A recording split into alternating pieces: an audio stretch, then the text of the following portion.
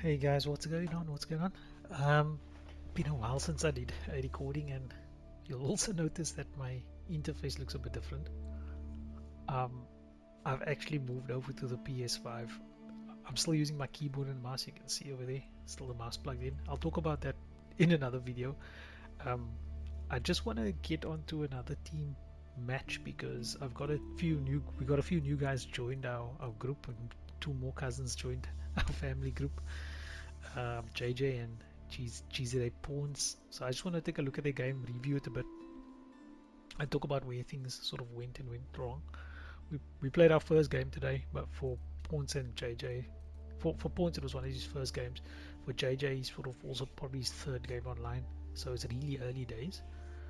So I just wanted to take a look at how the game went for the two, and also where our villager and military count was. I think if you look at generally speaking where the guys set, I mean generally not too bad. I mean myself and J3K are relatively experienced players. I think I was orange.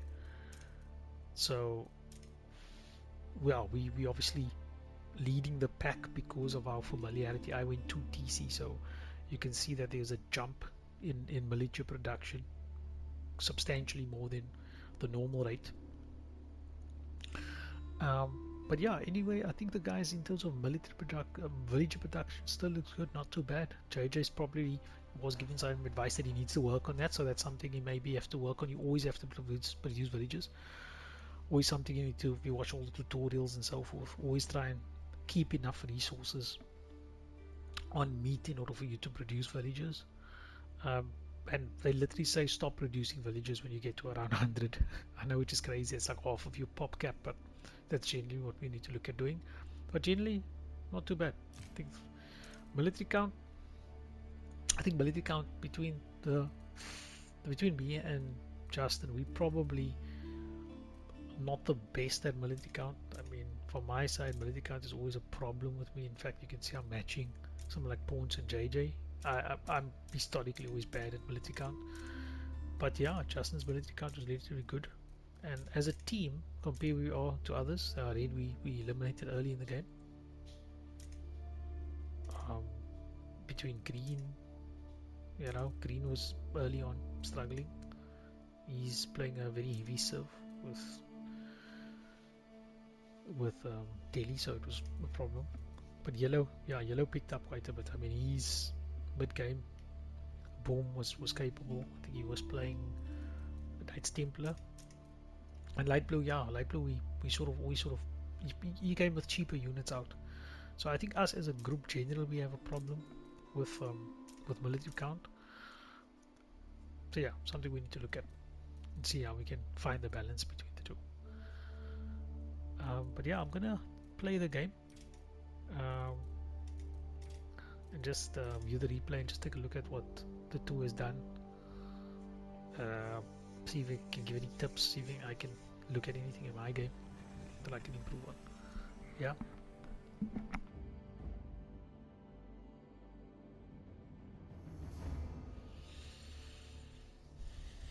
Yeah, so the switch to the PS5, yeah, it's been something. It's been really something. I find it really helpful. Well, I find the experience that I've got on the PC very helpful for my switch over. The game itself is a little bit, it's the same game, and the responsiveness you get from the PS5 is very, very good. But I think one of the things is the interface that you just need to get adjusted to, and I'll talk about that in another stream. It is really, I'm happy I made the switch, and I'll talk more about those challenges. But you can see I didn't have the best of starts. I normally supposed to choose JD to do the build-ups, and I just completely got that wrong. I've even got the idle villager here. It wasn't an ideal start from me. Anyway, let me open up the map and just take a look at where everybody sort of saw themselves. So we saw what the military production looked like. I'm not going to sort of particularly follow that, but I am going to quickly take a look and see what the other folks have done.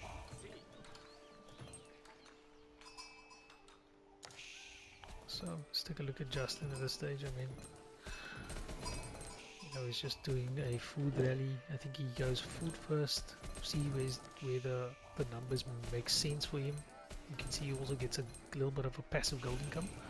Actually, this is JJ. Actually, I think this is actually JJ. JJ's light pink. This is Ruse. JJ's favorite stuff is Ruse. He had a bit of a problem. He says he normally plays green, so he sort of took his horse over to green. I think my advice to JJ, if you have a color, stick to it, rush out to it. It makes a big difference. At this stage, he had some coffee that spilled on his thing, and got that cleaned up. But you can see he's still working on his military. Yeah, I dropped some meat for him. But yeah, he's still got to find a way to manage that micro in the start of the game. If you take a look at overall statistics, they show you how long your town center has been idle, and you can see here.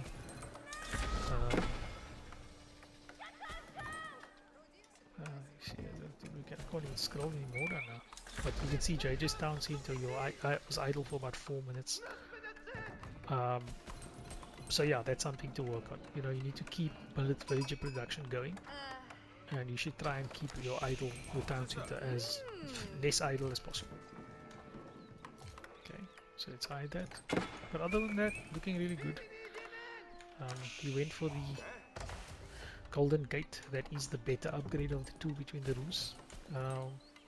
Yeah, I think this is a good serve to start off with. There's a couple of things that the serve sort of, each serve has their pros and cons, and if you manage to get to the point where you play to the serve strengths, it's definitely very powerful. Another thing, JJ, if you haven't done this, is you need to try and map your keys.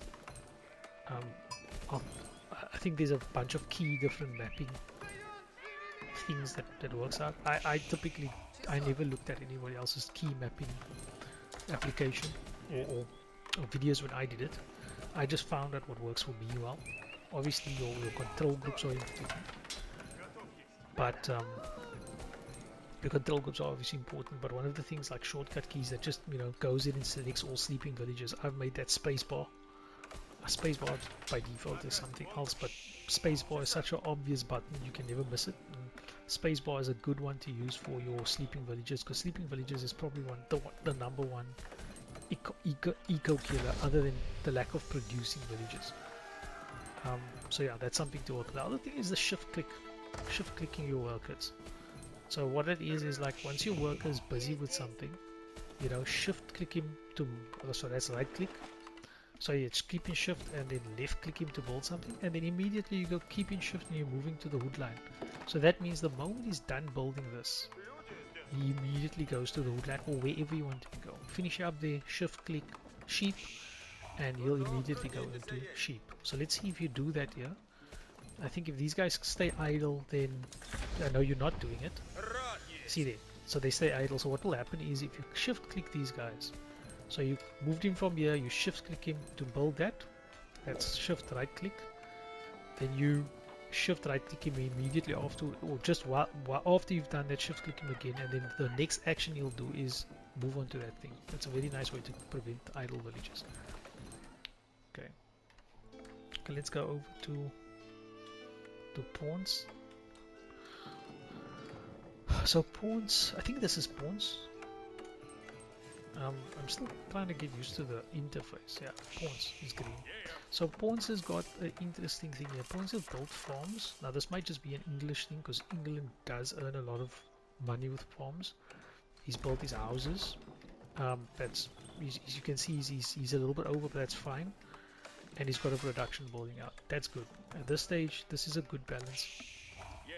I think as you're starting out, this is okay to start out with. One thing when you want to look at optimizing, for example, right now at the moment, what's your next step, right? Is your next step going to be focusing on building military? You've built a barracks. Is your next step building on military, or is your next step building. It depends also, are you looking to go heavy men-at-arms all the time? Because if so, then yes, having this much gold, you're sitting on 900 gold at the moment, keep him on gold.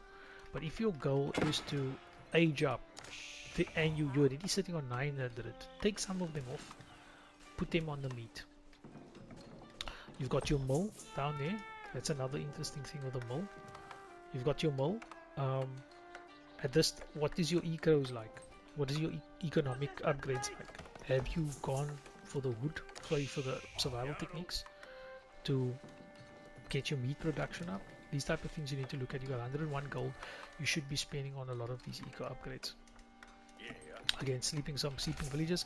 Maybe another thing, you got some nice villages lined up. That's great. That's probably where most of your money in for your meaties. But then take your villages and maybe just your town center and put the place, shift click and put it on the destination you want.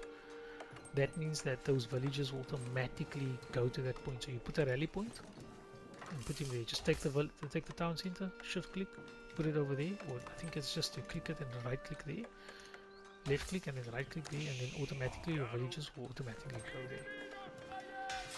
Right, let's take a look what else will happen here. So Justin, Justin's also got the unique style play. He's got his town centers. I like that type of thing. This is something that I don't tend to do quite well. Justin's eco at the moment now looking very strong. I mean, I like this balance. Double up on meat compared to your wood. He's spent a lot of cash on production already. Excellent. And he's got this Grand City Wall which allows him to build units.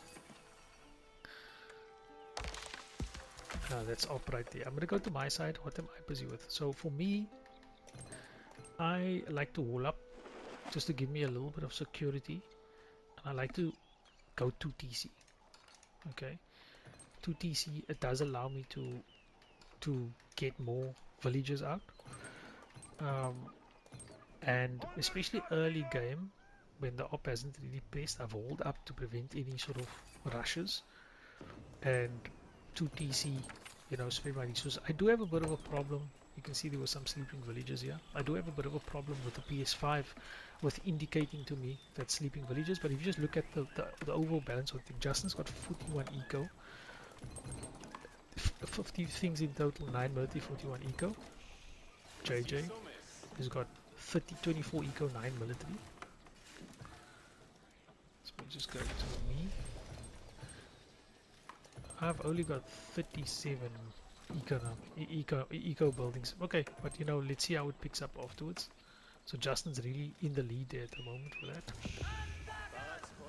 And pawns 30 to 5.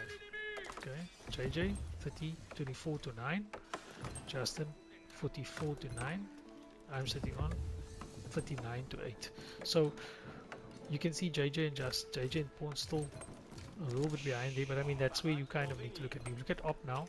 This guy, I don't think he played quite well. He's one of the guys got eliminated. He's on 23 eco, 35 eco, 39 eco, and 48 eco. That's a good eco put on the light blue. So let's see how things play out. I'm gonna speed it up now. So I think here we had an interesting thing. This is the what's the name surf. He builds a very compact type thing, and that's where the compact build is quite nice because what the thing about it is you can secure your stuff quite nice. Like if somebody tries rushing you, you've got all your villages, you can just pull them in. You've got enough keeps that protects your villages. You know, quite. Me and Justin were quite confident on this side. I had a decent enough unit and we were trying to protect the center here. But Op did start to come. And they started to secure the center in order to allow yellows, if you see pilgrims to take place. Here Justin came to wipe that army out. I decided to help. And yeah, it was just over for them. They really don't really match the type of military comp we had. I had heavy knights. My horses came later, and we decided to take Cinta over again. At this time, Red was doing some funny things. He was securing himself in, and I think he also started to hurt our eco production, which made him a sort of a target for us. Okay, and Justin and Pons decided to go for him, but here I'm always worried about Knights Templar, who was yellow, because they can find a way to really slip under the radar if you leave them unattended with those pilgrims that they have. It earns a lot of money, so you really want to make sure that you nip them in the bud. And yeah, the thing is, and yeah, opposition started to cow boom me as well. I mean, that's very powerful.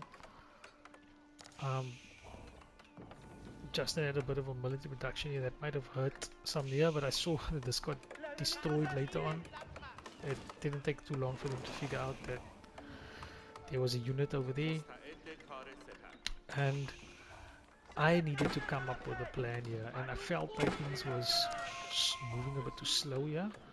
I started to get my third age up over here, and I wanted to start to go siege. Okay. Let's take a look at how JJ and John is doing. Okay, so JJ's got some nice eco going on here. You can see how much idle villages I had. There was 17. JJ, yeah, doing quite well, reaching pop, but again, making those buildings. I think JJ's gonna learn very fast on this.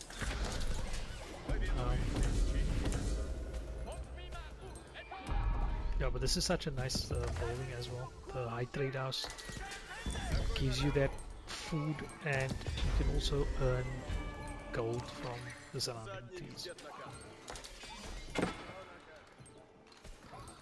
So yeah, very nice play. You got your trade out. Probably keep your golden gate ticking on. I think he's using his tick tokens. But yeah, looking really strong, JJ. And also going siege, which is great. Pawns.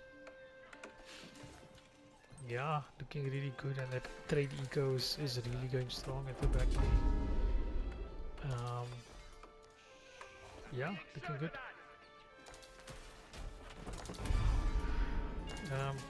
But here's where things happen. I think Red took a fight here with the two of them, and it was really easy because he kind of made it obvious where he was. And I think at that stage, here's where things started to get crazy for me, because I had a 3v1 situation, and there was just not much I could do at this point. I just decided to retreat. My first age up building there, the keep gets wiped. Luckily the back still stays intact, but then from here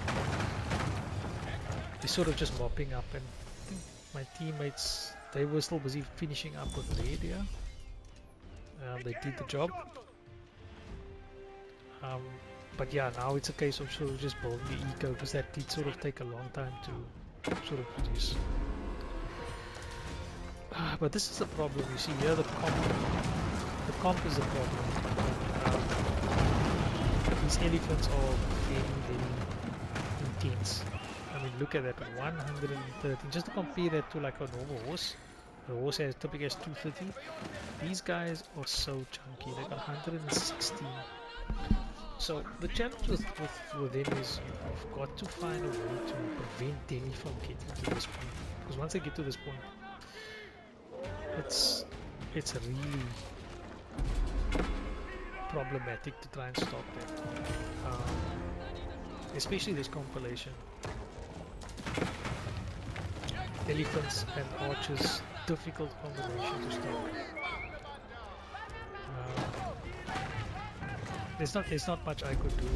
I had a young raiding army that was sort of taking out his eco the best that I could, but you know, he's already got these production buildings out there. It's gonna be difficult to stop him. The best I could do is just kind of disrupt eco, but I'm not gonna get too far like that. You know? So yeah, something that we need to look out. And then he decided to come back home to secure.